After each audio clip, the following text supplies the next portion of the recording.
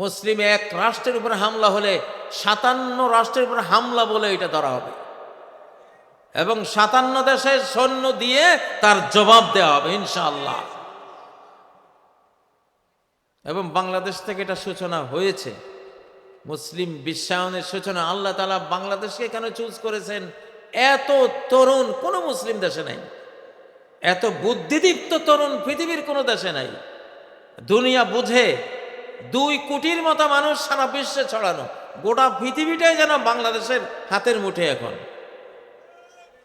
এই জন্যই সারা বিশ্ব নেতারা এখন বাংলাদেশমুখী। আলহামদুলিল্লাহ, কিছু একটা আছে এখানে, কিছু একটা, কার ভেতরে কি আছে বলা যায় না।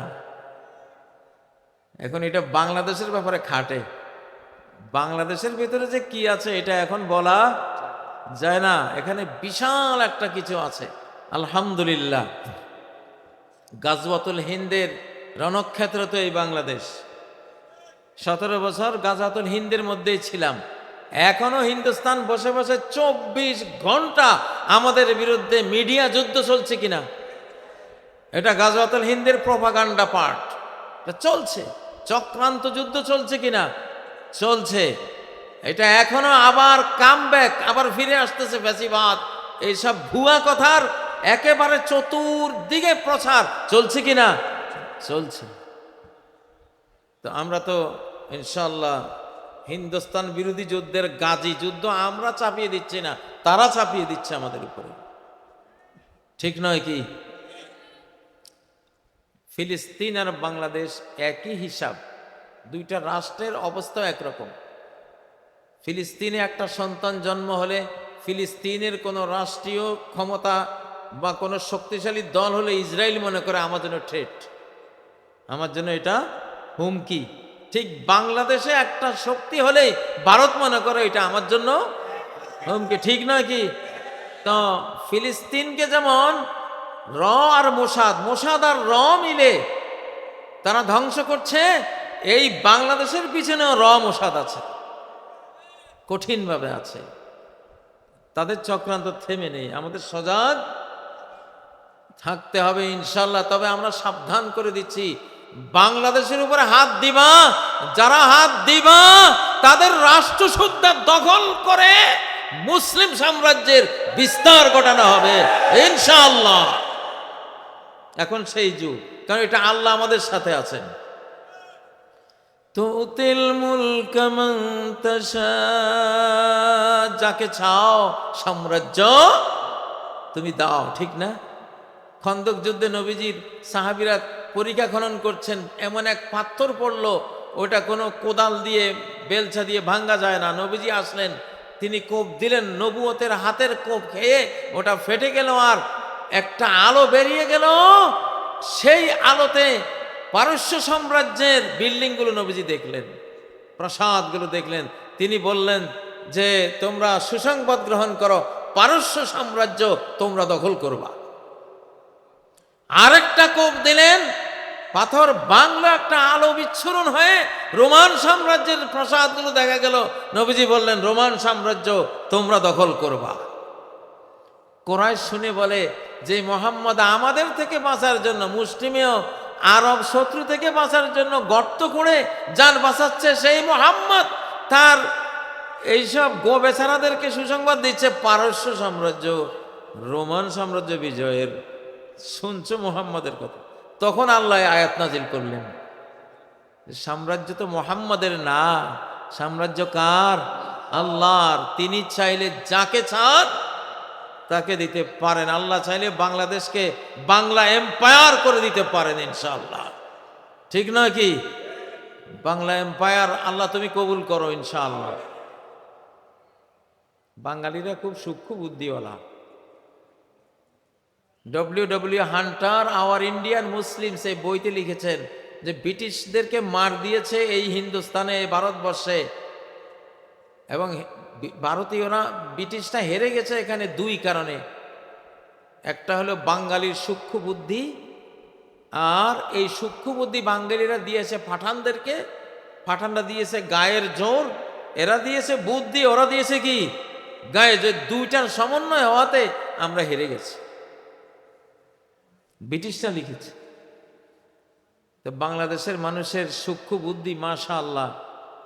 ছোট্ট ছোট্ট শিশুরা আরব শিশুদেরকে হারিয়ে আল কোরআনের প্রতিযোগিতা ফার্স্ট হয়ে আসে। ছোটখাটো বিষয় না, কোরআন প্রতিযোগিতায় যে জাতি ফার্স্ট হয় সর্ব বিষয়ে তারা ফার্স্ট হওয়ার ক্ষমতা রাখে, সর্ব বিষয় ইনশাআল্লাহ। দেখবেন যে ডক্টর ইউনূস আসছে এখন আমাদেরকে, আমাদের তরুণদেরকে উন্নয়নের স্বপ্ন দেখাচ্ছেন, বড় হওয়ার সাহস দিচ্ছেন ইনশাআল্লাহ। কি ড্রোন আবিষ্কার, কি অ্যাটম বোম নির্মাণ, কি ন্যানো প্রযুক্তি, আমরা দেখব গোটা বাংলাদেশ সারা বিশ্বের লিড দিচ্ছে ইনশাআল্লাহ। সেই ব্রেইনে বাংলাদেশে আছে। মার্কিন মূল্যকে এক বাংলাদেশি বিজ্ঞানী, তিনি ক্লাস নেন, মাসে বেতন তার 2 কোটি। নাসা বিজ্ঞানীর অনেকজন আছে বাঙালি, আমাদের বাংলাদেশে। আমেরিকার ক্ষেপণাস্ত্রের ডিজাইন তৈরিকারী বাংলাদেশে। সারা বিশ্ব থেকে যদি বাংলাদেশ তার সন্তানদেরকে আনে, বাংলাদেশ এক রাতেই পরাশক্তিতে পরিণত হবে। এইরকম মেধা বাংলাদেশে আছে আলহামদুলিল্লাহ। বাংলাদেশের দিকে এই জন্যই সারা বিশ্বের দৃষ্টি পড়েছে, এমনি পড়ে নাই। প্রিয় ভাইয়েরা, তো এখন আমাদের ঐক্যবদ্ধ হওয়া চাই। আমাদের কি হওয়া চাই? ঐক্যবদ্ধ হওয়া চাই। গোটা বাংলাদেশ একটা শীষে ঢালা প্রাচীরের মতো হব। গোটা বাংলাদেশ ডক্টর ইউনূসের নেতৃত্বে আমরা ঐক্যবদ্ধ। ডক্টর ইউনূস 4-5 বছর ক্ষমতায় থাকবেন ইনশাআল্লাহ। এর আগে আমরা আর কোনো নির্বাচন শুনতেও চাই না, দেখতেও চাই না, কোনো দরকার নাই। আর আমি বললে বাকি না বললে বাকি, এটা চলে গেছে। 5ই আগস্ট এইসব দুর্নীতিবাজের নির্বাচন, এটা রহিত হয়ে গেছে, আকাশ থেকে রহিতকরণ হয়ে গেছে। এগুলি আর আসবে না ইনশাআল্লাহ। ওই যে কামব্যাক করবে, এটা হবে না। অনেকেই আবারও দুর্নীতি করার জন্য নির্বাচন জিকির করছেন, আবার মুখে জঙ্গিবাদের কথা বলছেন, জঙ্গিবাদের ভুয়া মার্কেটিং করতেছেন। 40 কোটি মানুষের 80 কোটি জুতা তোমাদের গালে মারবো ইনশাআল্লাহ। জঙ্গিবাদকে লাথি মারি আমরা। জঙ্গি তো তারা যারা মায়ের কোলে শিশুকে হত্যা করে বোমা মেরে, তারা জঙ্গিবাদী। যারা রিফিউজি, ইহুদিরা ফিলিস্তিনের রিফিউজি, তারা হিটলারের মার খেয়ে পৃথিবীর কোথাও কেউ জায়গা দেয় না। ব্রিটিশরা জানে যে এই জাতি যদি ব্রিটেনে জায়গা দেয়, ব্রিটেনের অবস্থা জার্মানির মতো করে ফেলবে। আমেরিকানরা জানে এদেরকে যদি আমেরিকা জায়গা দেয়, আমেরিকার অবস্থা হিটলারের জার্মানির মতো শেষ করে ফেলবে। তো এদেরকে ফেলবো কই? মুসলমানদের গায়ের উপরে ফেলবে। এগুলি মুসলমানগুলির যন্ত্রণা দেখ। সেই ষড়যন্ত্র করে রিফিউজিগুলিকে এনে ফিলিস্তিনে বসিয়ে, সেই রিফিউজিরা আদিবাসীদেরকে উৎখাত করে বোমা মেরে এখন সেখানে মহাপ্রলয় ঘটাচ্ছে। ইনশাআল্লাহ তোমাদেরকে আমরা বিদায় ঘন্টা বাজাবো। আমরা জেগে উঠেছি ইনশাআল্লাহ।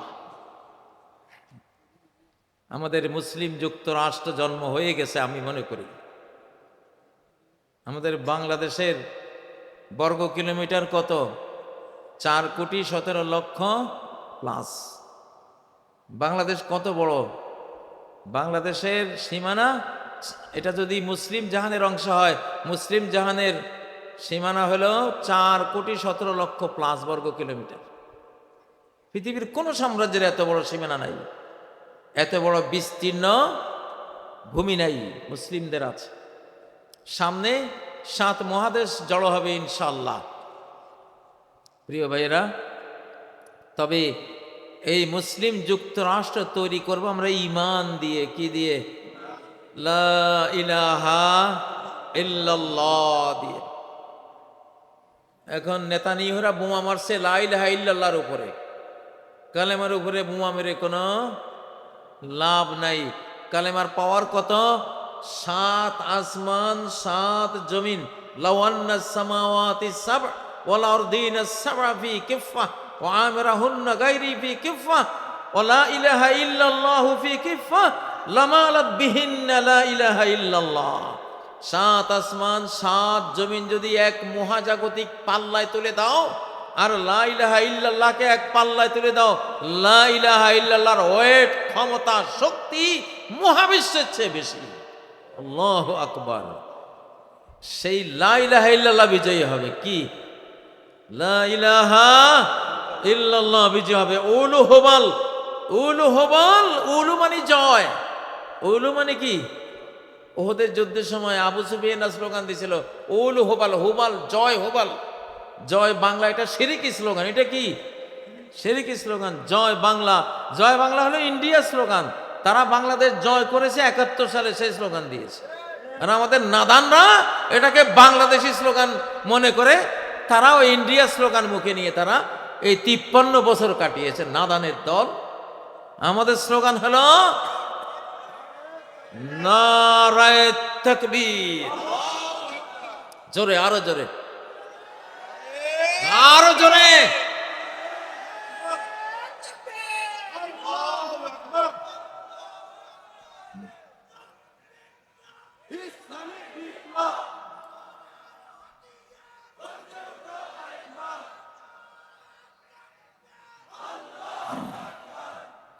সুলতান সালাহউদ্দিন আইয়ুবী ক্রুশের যুদ্ধের সময় শেষ রাতে ঘুরতেন সৈন্য বেড়াকে, আনাচে কানাচে ঘুরতেন। যেখানে দেখতেন সৈনিকরা তাহাজ্জুদ পড়ছে, তেলাওয়াত করছে, আল্লাহর কাছে কাঁদছে, সুলতান সালাহউদ্দিন বলতেন মিন হা হুনা ইয়াতিন নাসর, এখান থেকে আমার বিজয় আসবে। ইন কুনতুম মুমিনিন, যদি ঈমান থাকে বিজয়ী হবেই তোমরা। আমরা বিজয়ী হব গণতন্ত্র দিয়ে না, সমাজতন্ত্র দিয়ে না, পুঁজিবাদ দিয়ে না, হুজুর মুজুরের তরিকা দিয়ে না। বিজয়ী হব ঈমান দিয়ে। কি দিয়ে? ঈমান দিয়ে। একজনকে মারতে গিয়ে গোটা জাতি মরে গেছে, ঈমানের ইতিহাসে আছে না? লূত আলাইহিস সালামকে মারতে গিয়ে গোটা লূত আলাইহিস সালামের জাতি মরে গেছে। নূহ আলাইহিস সালামকে মারতে গিয়ে গোটা নূহের জাতি মহাপ্লাবনে তলিয়ে গেছে। মূসা আলাইহিস সালামকে মারতে গিয়ে গোটা ফেরাউনের আলে ফেরাউন সব মারা পড়েছে। ঠিক নয় কি? হ্যাঁ, তো ঈমানের শক্তিটা কত! ঈমানের সাথে যুদ্ধে এই পর্যন্ত কেউ বিজয়ী হয়নি। নমরুদ বিজয়ী হয়নি, সাদ্দাত বিজয়ী হয়নি, কারুন বিজয়ী হয়নি, কেউ বিজয়ী হয়নি। এই যুগের ফেরাউনরা বিজয়ী হবে? আমি একটা প্রতীক্ষায় আছি, আল্লাহ তাআলা মুমিনদের শক্তি কম থাকলে বেঈমানের যুদ্ধ লাগিয়ে দেন পাখির সাথে। যেমন আবাবিল, আব্রাহার 60,000-এর সাথে ছোট্ট ছোট্ট পাখির যুদ্ধ লাগিয়ে দিয়েছেন। সেই যুদ্ধে পাখিরা বিজয়ী হয়েছে, হস্তি বাহিনী আবাবিলের হেরে গেছে। ঠিক না? আবার আরেক যুদ্ধে দেখা যায় ইব্রাহিম আলাইহিস সালাম আর ওনার স্ত্রী ছাড়া কোনো ইমানদারে নাই, ওনারা দুইজন মুমিন মুমিনা। নমরুদ তখন বিশ্ব রাজা, সারা বিশ্বের তিনি সুপার পাওয়ার, তার কোটি কোটি সৈন্য সামন্ত। নমরুদের সাথে কি যুদ্ধ করার ইব্রাহিমের কোনো ক্ষমতা আছে? নাই। তো আল্লাহ তাআলা বলেন ইব্রাহিম তুমি চুপ থাকো, আমি আমার এক বাহিনীর সাথে তার যুদ্ধ লাগাইতেছি। আল্লাহ তাআলা মশক বাহিনীর সাথে নমরুদ বাহিনীর যুদ্ধ লাগাই দিলেন। আল্লাহ মশক বাহিনীর পক্ষ নিলেন। জয়ী হয়েছে কে? মশক বাহিনী জয়ী হয়েছে। এক পঙ্গু মশার আঘাতে নমরুদ নিজে খুন হয়েছে, আর মশক বাহিনী বিজয়ী হয়েছে। হযরত ইব্রাহিম আলাইহিস সালাম সেফ হয়ে গেছেন। ঠিক না? আরে বাবা, এই মহাবিশ্বের সব কিছু আল্লাহর বাহিনী, জুনদুল্লাহ। সব কিছু কি? জুনদুল্লাহ। সাগরগুলি আল্লাহর বাহিনী। সাগরগুলি কার বাহিনী? আল্লাহর বাহিনী। মূসা আলাইহিস সালামের সময় আল্লাহ বলেন মূসা তুমি পার হয়ে যাও, আমি ফেরাউনের সাথে সাগরের যুদ্ধ লাগাচ্ছি। কারণ সাগরে তো আমার ফোর্স, আমার সোলজার, সাগরের সাথে লাগাইছে যুদ্ধ। পরিণতি কি?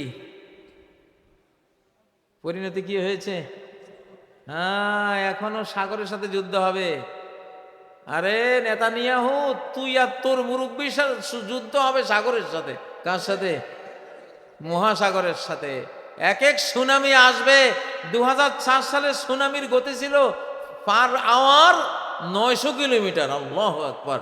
পানির গতি 900 কিলোমিটার। সেই পানির মধ্যে ট্রেন ভাসতেছে, ঢুকতে পারতেছে না, ডুবার সময় পাচ্ছে না, এমন গতি। লোহা লক্কর ভাসিয়ে নিয়ে যাচ্ছে, এমন গতি। সেই গতি দেয়ার মালিক আছেন না নাই? তোমরা আমাগরে জঙ্গি বলো, সাগরের জঙ্গি বলো না। মিয়ানমারে যে একটা নাড়া দিয়া 334টা অ্যাটম বিস্ফোরণ হয়েছে, ওরা বলে বিজ্ঞানীরা, যে মিয়ানমারকে যে নাড়াটা দিয়েছেন আল্লাহ তাআলা, এখানে তিনি 334 নিউক্লিয়ার বোমের বিস্ফোরণ ঘটাইছেন। তাহলে ভূমিকম্পই তো জঙ্গি, এতগুলি বোমা মারছে, কেউ যে কিছু বলো না। ঠিক না বে ঠিক? মানুষ হলো পৃথিবীর বস। এই বস যখন মূল মালিকের সাথে গন্ডগোল করে, আল্লাহ তাআলা শ্রমিক দিয়া বসের পিটান। ঠিক না বে ঠিক? হ্যাঁ, তো শেষ জমানায় বিশাল বিশাল ঘটনা এখন আসতেছে। অ্যাস্টেরয়েড, একটা আকাশ থেকে পাথর পড়বে হয়তো 150 কিলোমিটার লম্বা, এইটা হয়তো আটলান্টিক মহাসাগরে আল্লাহ মারবেন। এটা আছে অনেক প্রেডিকশনে, ভবিষ্যৎবাণীতে আছে। এটা আটলান্টিক মহাসাগরে মারলে এটার ধাক্কায় যে পারমাণবিক বিস্ফোরণ হবে, একটা মহাদেশ মানচিত্র থেকে মাটির নিচে চলে যাবে। সে মহাদেশ কোনটা আমি নাম নেব না। যেদিন আপনারা শুনবেন, আর বিশ্বের সব ব্যবসায়ীরা কাঁদবে, যাহারে ওয়ার্ল্ড ট্রেড সেন্টার তো ওই মহাদেশে ছিল, সব ব্যাংক ব্যালেন্স যা রুজি রোজগার সব ওইখানে ছিল। মুলুকুল আরদ তাবকি তানুহু আলাইহিম মুলুকুল আরদ প্রেডিকশনে আছে, সারা পৃথিবীর রাজা মহারাজারা কাঁদবে যে আমাদের সব গেছে। অপেক্ষায় আছি ইনশাআল্লাহ, সংবাদ একদিন শুনবো। যারে কেউ মারতে পারে না ওরে আল্লাহ মারে, যারে কেউ মারতে পারে না ওরে কে মারে? আল্লাহ মারেন। তো সে আল্লাহর কোরআনেতে এগুলি আছে। বেশি তাকাব্বুর করিস না নেতানিয়াহু আর তোর মুরব্বীরা, বেশি তাকাব্বুর করিস না, অহংকার করিস না, ইগো দেখাস না। মারের ছোটে, আকাশের মারের ছোটে আমান্তু কইয়া চিৎকার দিবি একসময় ইনশাআল্লাহ। ঠিক না বে ঠিক? আর যারা এখন আমাদের সাথে গন্ডগোল করে, আমি জানি সব খ্রিস্টান ইসলাম কবুল করে ফেলবে ইনশাআল্লাহ। খ্রিস্টানরা একটু বুলা বলা ভালো টাইপের। ওই মিনাহলিল কিতাবি ইল্লা লা ইউমিনান্না, সমস্ত আহলুল কিতাব, খ্রিস্টান বিশেষ করে সবাই ঈমান নিয়ে আসবে। ঈসা আলাইহিস সালাম যখন আসবেন, ওই সময় পুরা খ্রিস্টান জাহান, আমেরিকা, ইউরোপের সব খ্রিস্টানরা মুসলমান হয়ে যাবে ইনশাআল্লাহ। তো তখন তোমরাই মৌলবাদী হইবা ইনশাআল্লাহ, আমাদের চেয়ে বেশি মৌলবাদী হইবা। আমি কথা লম্বা করব না। আসলে ফিলিস্তিন রক্ষার জন্য আগামীকালকে মার্চ ফর গাজা আমরা ঘোষণা দিয়ে রাখছি, ছাত্ররা ঘোষণা দিয়েছে। তো এইটা সময়ের দাবি। ফিলিস্তিন রক্ষার 3 ভাগের 2 ভাগ দায়িত্ব বাংলাদেশ, ঠিক না?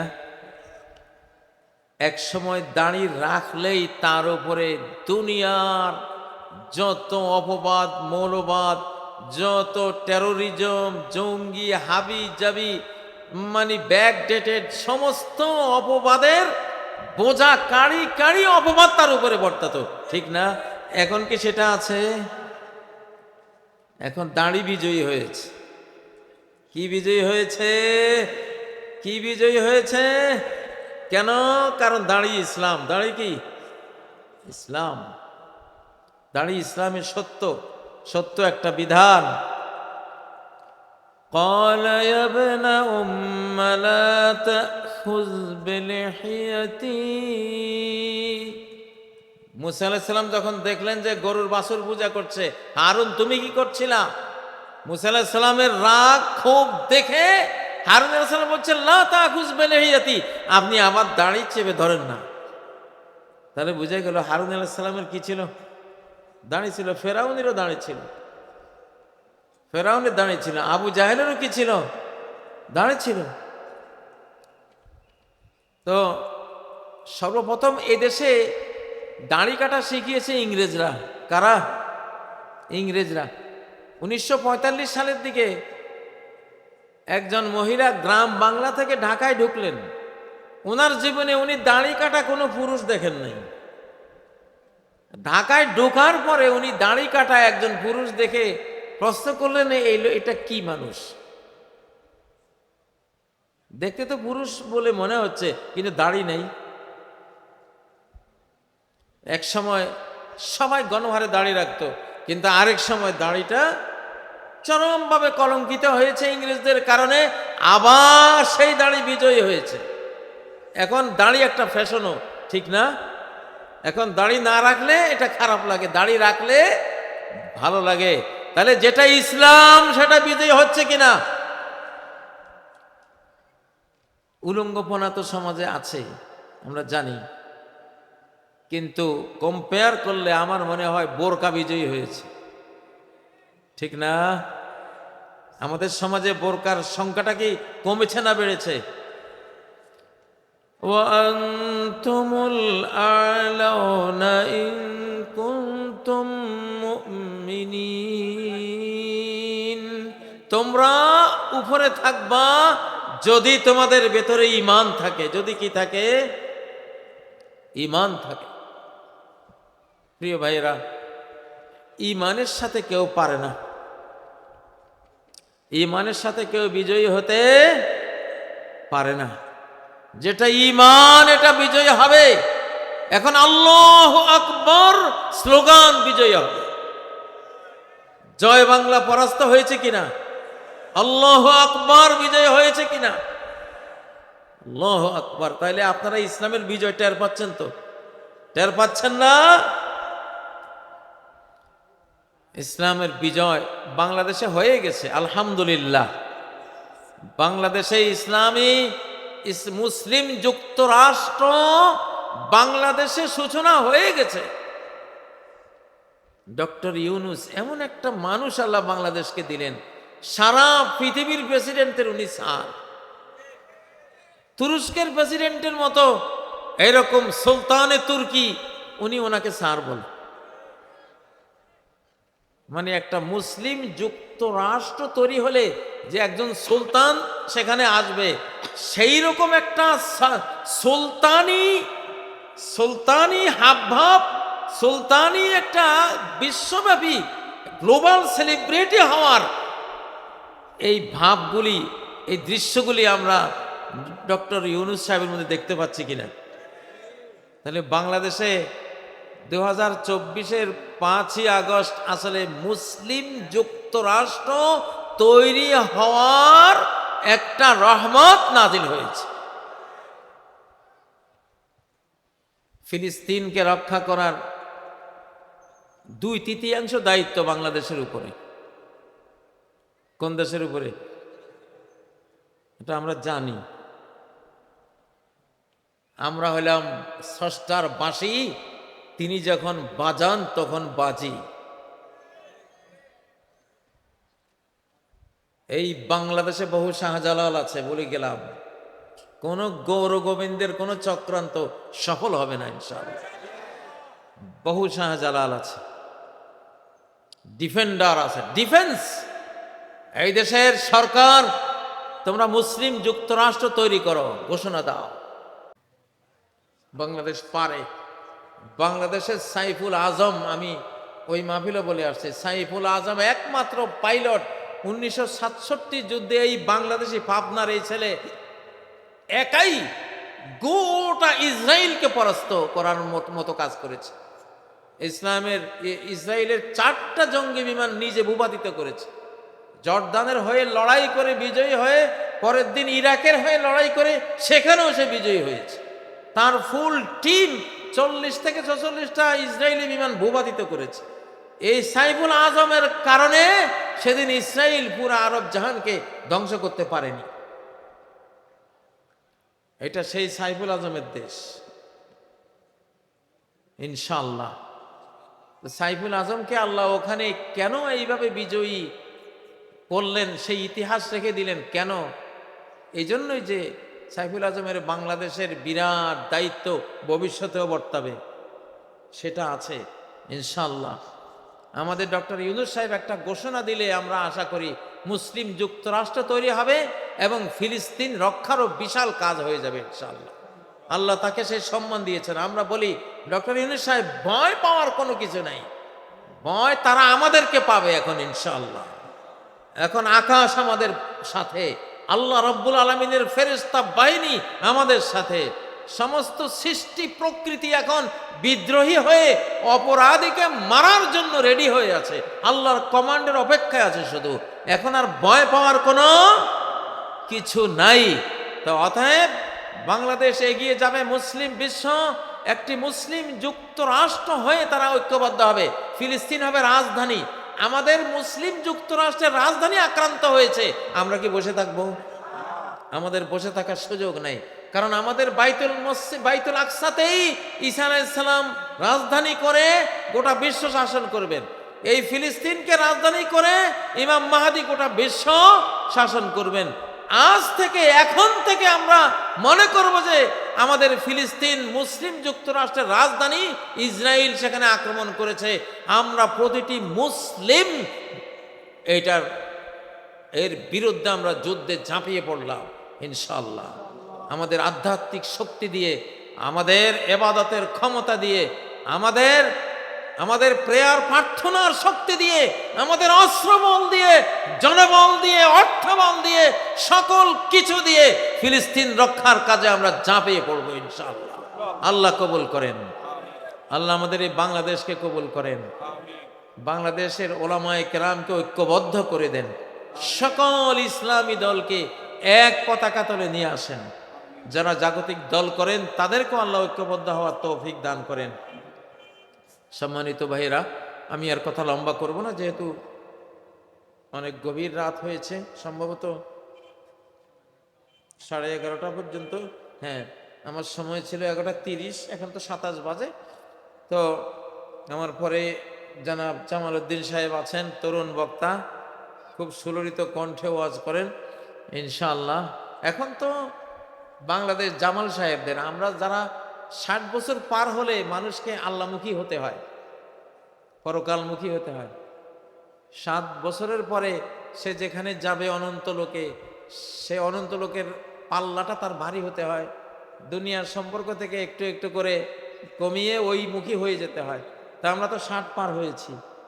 এখন বাংলাদেশের জামাল সাহেবদের, এই যে ডক্টর শফিক সাহেবদের, আপনাদের, আমরা যারা মুরব্বী লেভেল আছি, আমরা আছি আপনাদের সাথে, পরামর্শ দেব, সাহস দেব, অভিজ্ঞতা দেব, প্রার্থনা, যুদ্ধও করবো ইনশাল্লাহ। আমরা পুরান গাড়ি শক্তিশালী বেশি, পুরান জাপানি গাড়ি, নতুন গাড়ি বসকায় যায় এগুলির সাথে লাগলে। তা পুরান গাড়ি যেগুলি আছে ইনশাল্লাহ আপনাদের সাথে আছে। কিন্তু মূলত দেশটা এখন ছাত্রদের, আফগানিস্তানও ছাত্ররা জয় করেছে, বাংলাদেশও ছাত্ররা জয় করেছে এবং ফিলিস্তিনেও ছাত্ররাই লড়াই করতেছে, ঠিক না? ছাত্রদের জয় জয়কার ইনশাআল্লাহ। ছাত্ররা আমাদের সন্তান, আমরা শিক্ষক, আমরা তাদের বিজয় দেখব ইনশাআল্লাহ। আল্লাহ তাদেরকে পছন্দ করেছেন, চুজ করেছেন, তাদের মনোনীত করেছেন তার এই নতুন ইসলামী বিশ্বায়ন, সর্বশেষ বিশ্বায়নের জন্য ছাত্র সমাজকে আল্লাহ মনোনীত করেছেন।